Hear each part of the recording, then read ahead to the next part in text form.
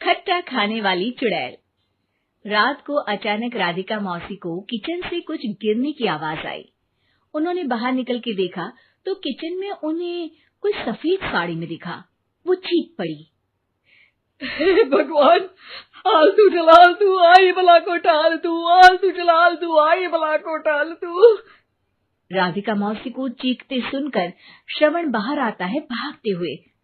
अरे माँ, क्या हुआ? क्या देख लिया? दादी माँ आ गई क्या सपने में? अरे बेटा, रसोड़े में देख तो कौन है? श्रवण रसोड़े में झांक कर देखता है और उसे कोई नहीं दिखता अंदर। अब रसोड़े में तो कोई नहीं है माँ। कोई सफेद साड़ी में नहीं है क्या? नहीं माँ, कोई भी नहीं है। चिल्लम चिल्ली की आवाज सुनकर काजल भी वहां आ जाती है। अब क्या हो गया माँ जी? अरे बेटा, रसोड़े में एक चुड़ैल थी सफेद साड़ी में। अरे क्या कर रही थी वो अंदर? अरे बताया नहीं, कल आएगी ना तो पूछ लूंगी। चुड़ैल जी, आपका क्या प्लान है? माँ जी, रात बहुत हो गई है, आपने कोई बुरा सपना देखा होगा, चलिए सो जाइए। राधिका मौसी सोने तो चली जाती है, पर उनको रात भर नींद ही नहीं आती। वो कुछ भी उलझुल बातें सोचने लगती है। कहीं चुड़ैल की वजह से तो घर में टेंशन नहीं हो रहा, कहीं उसी की वजह से तो वो दादी नहीं बन पा रही। सुबह जब राधिका मौसी रसोड़े में छानबीन करती है तो पाती है कि नींबू का अचार गायब है। चुड़ैल नींबू का अचार ले गई, मुझे तो ठीक नहीं लग रहा कुछ। चुड़ैल को भी पता है कि जिंदगी का असली मजा तो खट्टे में ही है। राधिका मौसी झट से श्रवण को फोन कर देती है। बेटा, मुझे समस्या समझ में आ गई है, हमें एक तांत्रिक की जरूरत है। अरे क्या बोल रही हो माँ, तांत्रिक की क्या जरूरत है? आप पूजा पाठ तो कर ही रही हो ना। आलतू जलालतू मंत्र सारे फालतू, जैसे कुछ मंत्र पढ़ो, चली जाएगी अपने आप चुड़ैल। अरे नहीं बेटा, कभी चुड़ैल को कम नहीं समझते। अरे तुझे पता भी नहीं चलेगा कि कभी वो छल करके काजल की जगह घर की बहू खुद बन जाएगी। क्या माँ, कुछ भी बोल रही हो? कहाँ काजल और कहाँ चुड़ैल? वैसे एक बात बताओ, काजल को अगर गाने के लिए बोल देना तो चुड़ैल काजल की आवाज सुनकर घर तो क्या, धरती लोग छोड़कर चली जाएगी।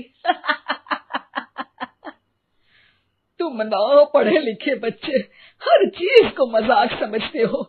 तुम रहने दो, मैं खुद ही तांत्रिक को बुला लेती हूँ। अच्छा सुन, शाम को इमली लेके आना।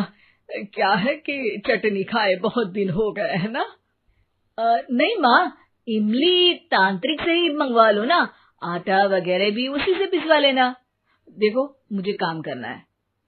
श्रवण रात को कई तरह की सब्जियों के साथ माँ के कहने पे चटनी के लिए इमली भी ले आया था, लेकिन राधिका मौसी के दिमाग में अलग ही फिल्म चल रही थी। उन्हें अब सिर्फ शक ही नहीं यकीन होने लगा था कि शायद चुड़ैल ने श्रवण पर अपना जाल बिछा दिया था, जिस वजह से श्रवण उनकी बात ही नहीं मान रहा था। पर कोई नहीं, आने वाली रात में राधिका मौसी खुद तैयार हो गई चुड़ैल को पकड़ने के लिए।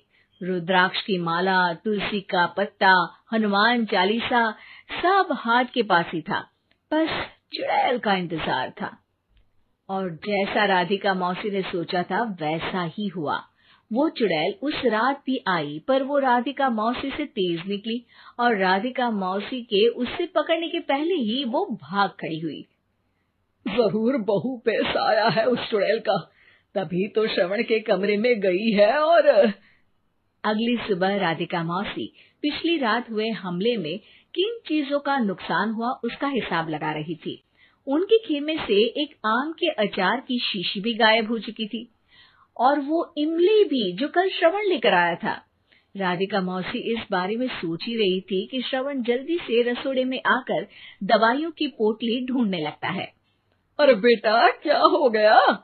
अब माँ, वो काजल की तबीयत खराब है, बहुत घबराहट हो रही है उसे। हे भगवान, मैंने पहले ही कहा था कि तांत्रिक को बुला लेते हैं, पर नहीं। अब देखो, उस चुड़ैल ने काजल को अपने वश में करना शुरू भी कर दिया है। हालांकि श्रवण भूतों में विश्वास